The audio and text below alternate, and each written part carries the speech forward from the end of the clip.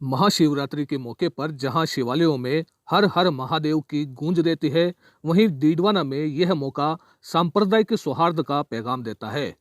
दरअसल डीडवाना में सदियों पुरानी हिंदू मुस्लिम सौहार्द की एक परंपरा है, जिसके तहत महाशिवरात्रि के मौके पर जोगामंडी धाम के महंत मुस्लिम इलाकों में जाते हैं, जहां मुस्लिम समुदाय द्वारा महंत का अभिनंदन और स्वागत सत्कार किया जाता है।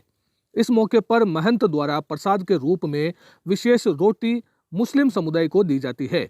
वहीं मुस्लिम समुदाय के लोग श्रीफल भेंट कर नाथ जी का स्वागत करते हैं। इसी परंपरा के तहत आज महंत लक्ष्मण नाथ महाराज मोहल्ला सैयदान पहुंचे, जहां सैयद समाज के लोगों ने उनका अभिनंदन किया। इसके बाद वे काजियों के मोहल्ले में पहुंचे, जहां भी मुस्लिम समाज के लोगों के द्वारा उनका स्वागत किया गया।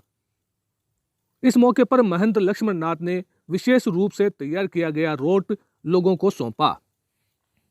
मान्यता है कि यह रोटी अन्न को समर्पित होती है, जिससे अनाज के साथ रखने पर घर में बरकत और खुशहाली का आगमन होता है तथा घर में कभी अन्न की कमी नहीं रहती।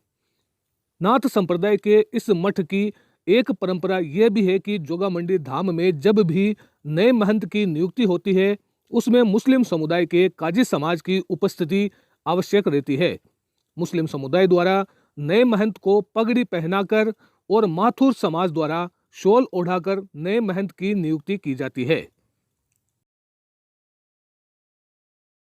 ये राजा भरतृ जी की तपोस्थली जोगामंडी, वहाँ अनेकों महापुरुषों ने तपस्या की और उन्होंने दोनों धर्मों को लेकर साथ में चले और आज वो भी परंपरा, आज भी वही परंपरा स्थापित है, जो को एक निष्पक्ष भाव से और सबको एक साथ एक नज़र से देख के सबको एक साथ लेके आज भी ये मठ है ना सबके प्रति सद्भावना रखता है। और उस हिसाब से मुस्लिम समुदाय भी जुड़ी हुई है और बाकी सभी समुदाय, हिंदू सनातन धर्म भी और मुस्लिम समुदाय भी जुड़ी हुई है इस मठ से। और आज भी मान सम्मान होती है। और जब इसका गादी पे जो नया महंत बैठता तो सबसे पहले चादर करण होती है। जब सबसे पहले जो टोपी है ना वो मुस्लिम समुदाय की तरफ से ही पीर की पदवी दी जाती है, इसलिए वहाँ पे जो गादीपति बैठते हैं उनके पीर शब्द पहले लगता है।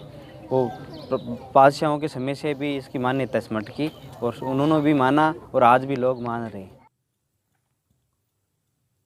आपको बता दें कि जोगामंडी नाम से नाथ संप्रदाय का यह पवित्र मठ 2400 वर्ष पुराना है। यह मठ बाबा गोरखनाथ की चमत्कारी तपोभूमि गद्दी रही है। इस गद्दी के प्रथम 13 मठाधीश वाक सिद्ध नाथ रहे हैं।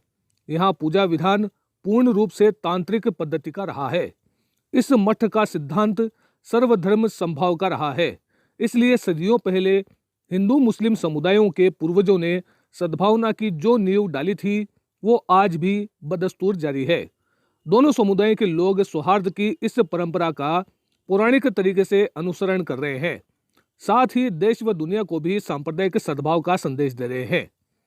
बस कोई ईर्ष्या भाव नहीं रखना चाहिए, सबको प्रेम से रहना चाहिए और सबको सम्मान और प्रेम भाव से जीवन जीना चाहिए। सभी लोगों को अपना अपना धर्म अपनी जगह है और अपना कर्म अपनी जगह है, फिर भी द्वेषता और ईर्ष्या नहीं रखनी चाहिए। मनुष्य को प्रेम भाव से जीवन जीना चाहिए और ये परमात्मा की कृपा से जीवन, संतों ने बताया कि लख 84 जिया जूनी भटकने के बाद में मनुष्य जीवन प्राप्त होता है। इसको आदमी प्रेम भाव से जीना चाहिए और सद् भावना से जीना चाहिए, दया भाव रख के जीना चाहिए सबको, और सबको एक साथ रहना चाहिए।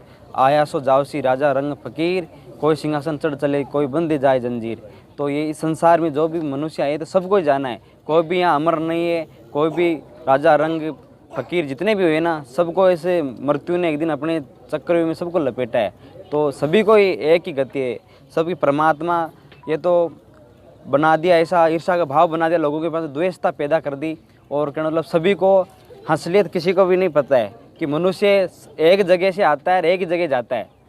शायद मनुष्य की माता के गर्भ से जन्म लेता है और जब मृत्यु होने के बाद में उस मनुष्य की मिट्टी होती है, चाहे तो वो क्या मतलब जला के करो चाहे जमीन में दफना के करो, आखिर में होने तो उस देह की मिट्टी है ना। तो आज मनुष्य को हमेशा प्रेम और भाव से जीना चाहिए और सद्भावना रख के, दया भाव रख के और भाईचारे से रहना चाहिए। ये संदेश हम हर साल देने के लिए नगर में भ्रमण करते हैं। दुनिया भर में भारत की पहचान गंगा जमुनी तहजीब की रही है। सदियों से लोग एक साथ रहते आए हैं, मगर आज के दौर में जब देश में नफरतें हावी है, ऐसे दौर में सद्भाव की यह मिसाल अनूठी है।